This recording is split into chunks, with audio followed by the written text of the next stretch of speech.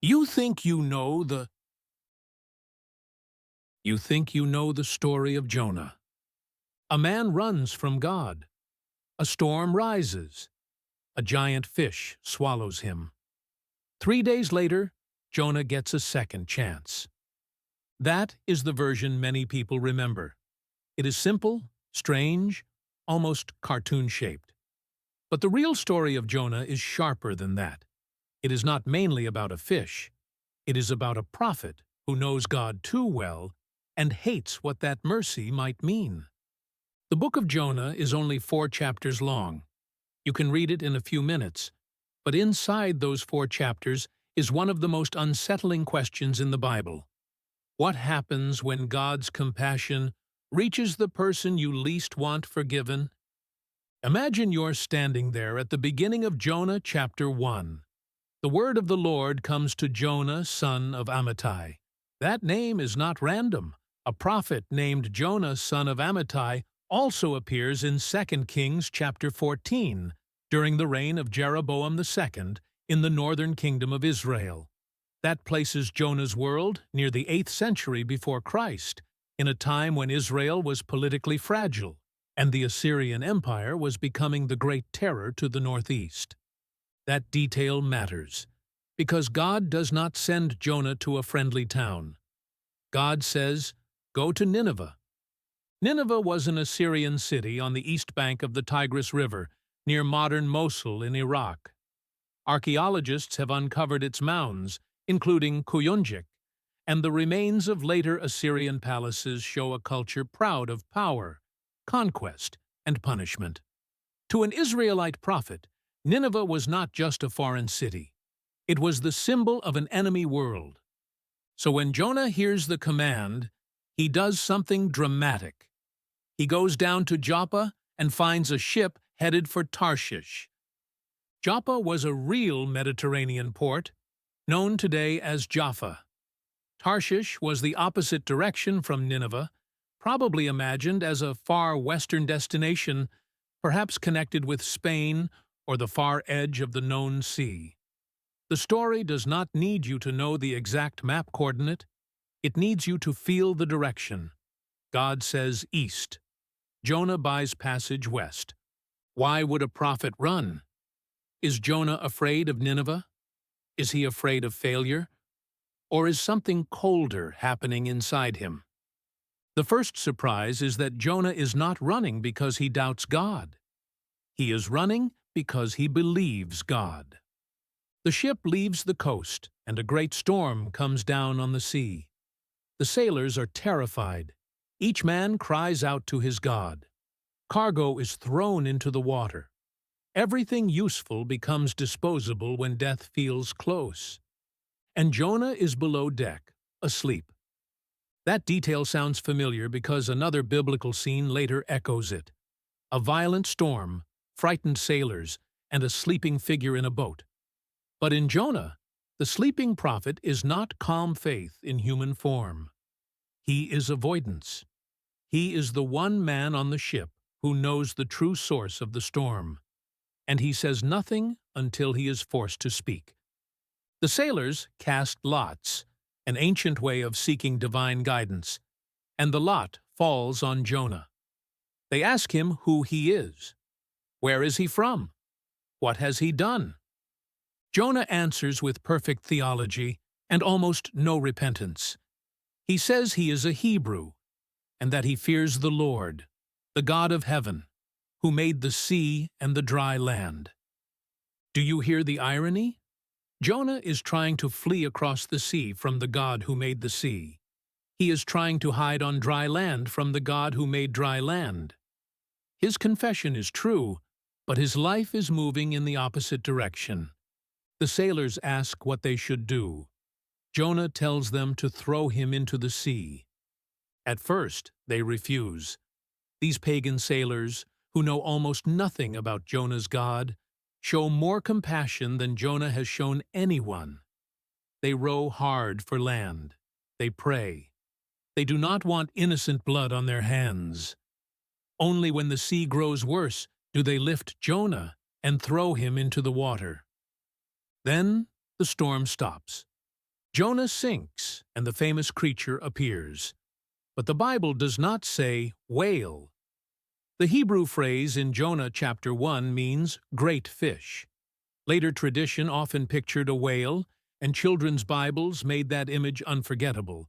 But the text itself stays less specific. The point is not marine biology. The point is rescue that feels like burial. Jonah is in the belly of the fish 3 days and 3 nights. Inside that darkness, Jonah prays. His prayer in chapter 2 sounds like a psalm.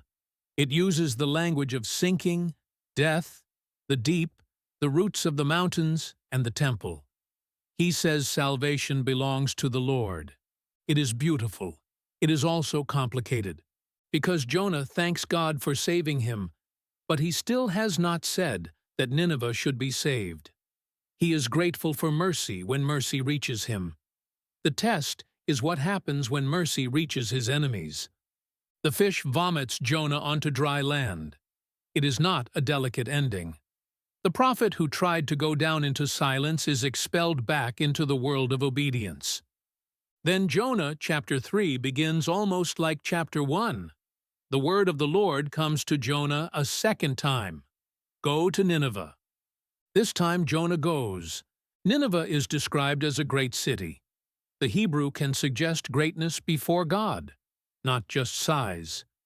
The text says it takes 3 days to go through it, which may describe the city and its surrounding district, or the formal process of proclaiming a message across a major urban area. Either way, the story wants you to feel scale. Jonah is small. Nineveh is vast. The message is tiny. He walks into the city and gives one sentence. 40 more days, and Nineveh shall be overthrown. That is it. No warm invitation, no careful explanation, no visible compassion. In Hebrew, the verb translated overthrown can also carry the idea of being turned over or overturned. It can mean destruction, but the story plays with the possibility of reversal.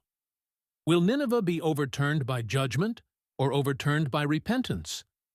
The people of Nineveh believe God, not Jonah. God. They fast. They put on sackcloth, the rough clothing associated with mourning. The king hears the message, rises from his throne, removes his royal robe, covers himself with sackcloth, and sits in ashes. Even the animals are included in the decree, which gives the scene a strange, almost excessive intensity. The whole city becomes a picture of humility.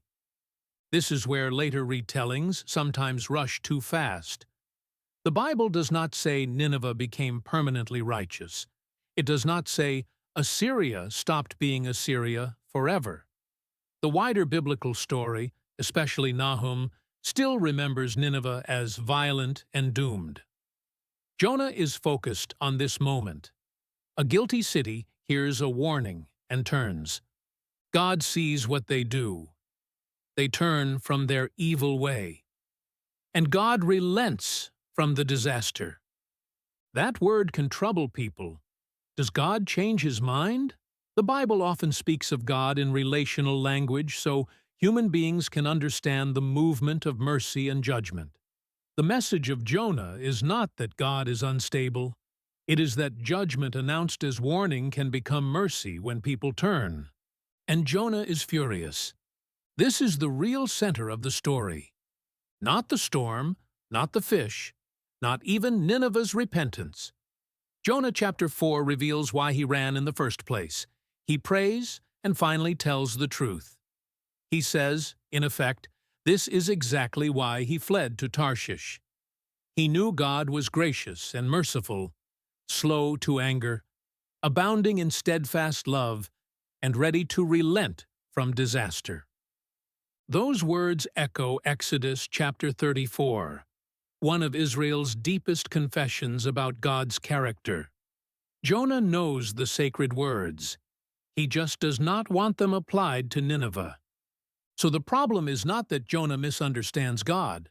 The problem is that Jonah understands God and resents him. Have you ever wanted justice until justice began to look like mercy? Have you ever wanted someone to change, but also wanted them to remain guilty enough for your anger to feel clean? Jonah leaves the city and sits east of it. He makes a shelter and waits to see what will happen. The image is almost painful. The prophet sits outside the forgiven city, hoping perhaps that judgment might still arrive. Then God appoints a plant. The Hebrew word is kikayon, and scholars have debated the exact plant for centuries. Some suggest castor oil plant. Others are less certain. The exact species is not the heart of the scene. The plant grows up and gives Jonah shade, and Jonah is exceedingly glad. For the first time in the book, Jonah is happy. Not because sailors were spared, not because Nineveh repented, not because mercy triumphed. Jonah is happy because he is comfortable. Then God appoints a worm, and the plant withers. God appoints a scorching east wind, and the sun beats down on Jonah's head. Jonah wants to die. God asks him a question. Is it right for you to be angry about the plant? Jonah says yes, angry enough to die. Then God gives the final question of the book. Jonah pitied the plant, though he did not labor for it and did not make it grow. It came in a night and perished in a night. Should God not pity Nineveh, that great city, with more than 120,000 people who do not know their right hand from their left, and also many animals? And then the book ends. No answer from Jonah. No neat resolution. No final scene of the prophet learning his lesson. The story leaves the question hanging in the air, because the question is no longer only for Jonah. Should God care about them? That is the question Jonah does not want to answer. It is also the question the reader cannot escape. Who is the them in your imagination? The people too guilty, too foreign, too violent, too different, too politically charged, too personally painful? Who would make mercy feel almost offensive? The real story of Jonah is not a children's tale about surviving a sea creature. It is a prophetic mirror. It asks whether obedience is possible when God sends you toward people you would rather avoid. It asks whether truth without compassion can still become disobedience. It asks whether knowing the right words about God's mercy is the same as wanting mercy to win. And it does something even more uncomfortable. It shows that religious knowledge can live beside spiritual resentment. Jonah can quote the character of God and still hate the character of God when it threatens his bitterness. The book is honest about evil. Nineveh is not innocent. God calls its evil by name. Repentance is not denial. Mercy is not pretending harm did not happen. But Jonah shows that hatred can become its own little shelter outside the city. You can sit under it, watch the world, and call it righteousness. Then one day, the shelter withers, and God asks whether your anger has become more precious to you than the lives of people. That is why the final mention of animals is so startling. It widens the circle of divine concern beyond the categories Jonah is using. God sees the city, the confused, the guilty, the vulnerable, even the creatures caught inside human violence. Jonah sees an enemy mass. God sees living beings. The fish was never the strangest part of Jonah. The strangest part is a prophet saved by mercy who is angry that mercy kept going. So you thought you knew the story of Jonah. A man, a storm, a great fish. But the real story waits after the fish, outside a city Jonah hated, where God asks a question that still has not stopped asking you.